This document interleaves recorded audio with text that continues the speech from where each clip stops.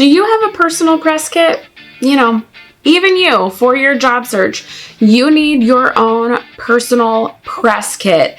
How do you have people find out who you are and more about you? So today we are going to talk about what your personal press kit is and what you need to build one.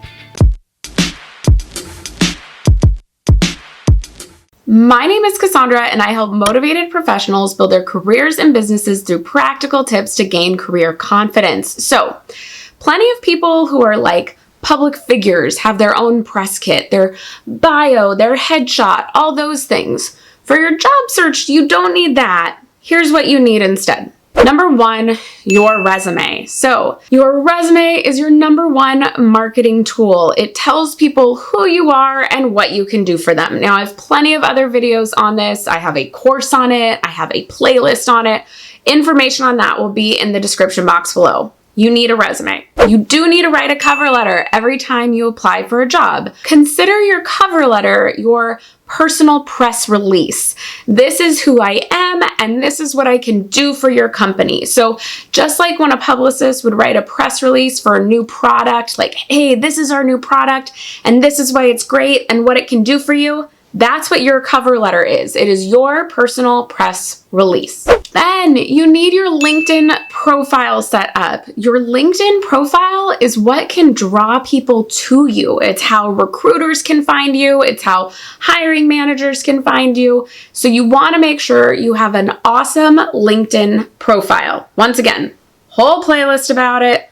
All the info in the description box below, but you definitely need to get your LinkedIn profile in order, right? You're not going to send a headshot to anyone like in a public figure press kit, but you have that nice photo on your profile. You have that great headline that gets you found in search. You need to get all of that in order to really help in your job search. And then this next one is going to sound super old school, but part of the way you brand yourself is by making sure you're consistent throughout every facet of your life. And that includes, I know you're not expecting this, your voicemail on your phone.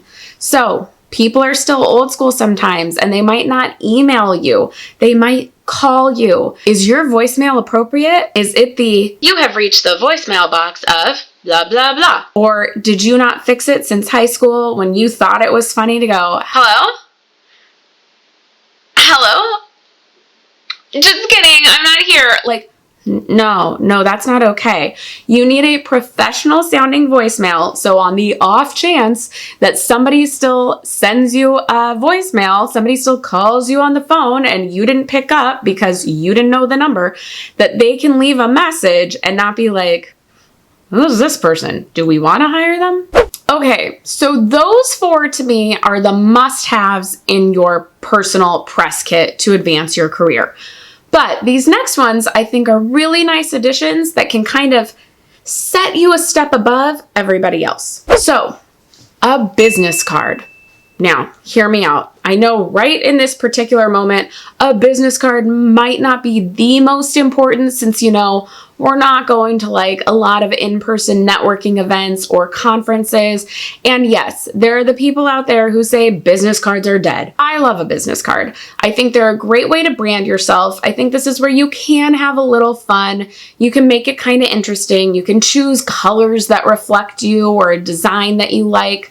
But the key thing on a business card is only put the key information, your name, your phone number, your email, maybe your LinkedIn profile, and then maybe a little something to brand yourself. But unless you are determined that you are working in a very specific niche, I would not put a title on this. So don't put like creative ad director if you're willing to do other things within advertising, or social media manager if you're willing to do some sort of other role within the public relations world. So be careful on that. But this can be a great way to maybe add your strengths on there if you've ever taken Strengths Finder, or a quote that you think defines you, or just your social media accounts if you think they'll be a good reflection of your brand and who you are. You could put those, but I do think business cards are great because when we do get to meet people in person again, they are a nice way to just have something to trade, to remember who this person is.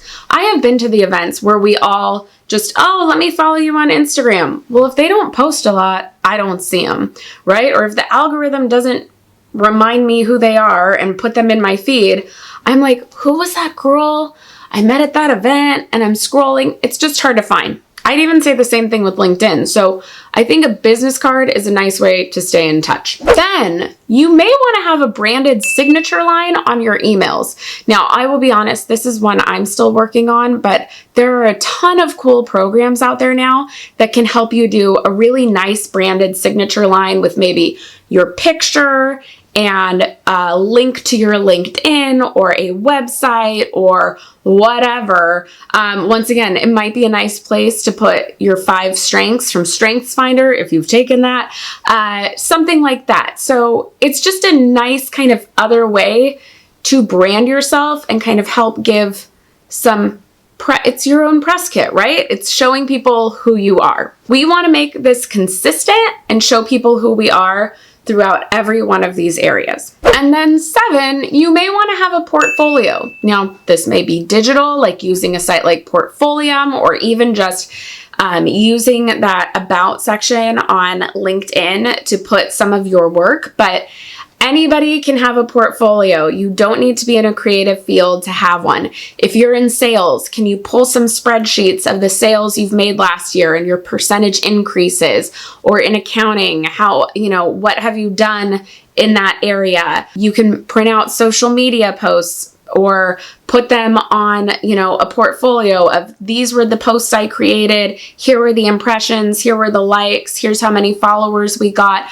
There's a way to demonstrate what you can do. So I do think you need 2 of these. You need a digital version, but you also need an old school 3-ring binder with these put in it, right? In plastic sheets. The reason why you do it this way is so you can move those sheets around depending on the job and what's going to be most important to that interview. But it's just always helpful to have visual representation of what you've done. So create some sort of portfolio. Then, taking it a step further, do you need your own personal website? Now, this is a case-by-case basis, but a website is a nice place to put your picture, a bio of who you are, maybe a blog of some of the things that you've done in the past, a page of just your resume. It's just a nice feature. I don't think everybody needs this. I don't think you need to spend hours on this, but it's not a bad idea to have one. It depends on you and your situation, but it could be a nice piece of your press kit. And I have a feeling this is where you're like,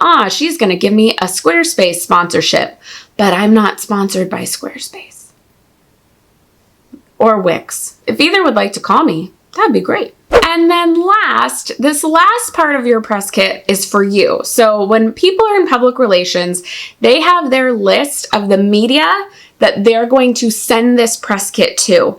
And I want you to make sure you are keeping a list of who you are networking with or who you want in your network. And I don't care if that's an Excel spreadsheet, if you are keeping it in a notes page on your phone, but you need to have your own distribution list. So who are those people you are networking with that if the time comes where a job opens, you will send them your resume and your cover letter and essentially a piece of this press kit. So I hope this has helped you out. Let me know what piece of your personal press kit you need to work on in the description box below. I would love to see what you're working on. And that's it for today. There's more info and videos to help you on each of those pieces in the description box. I will leave it there and see you next time. Bye.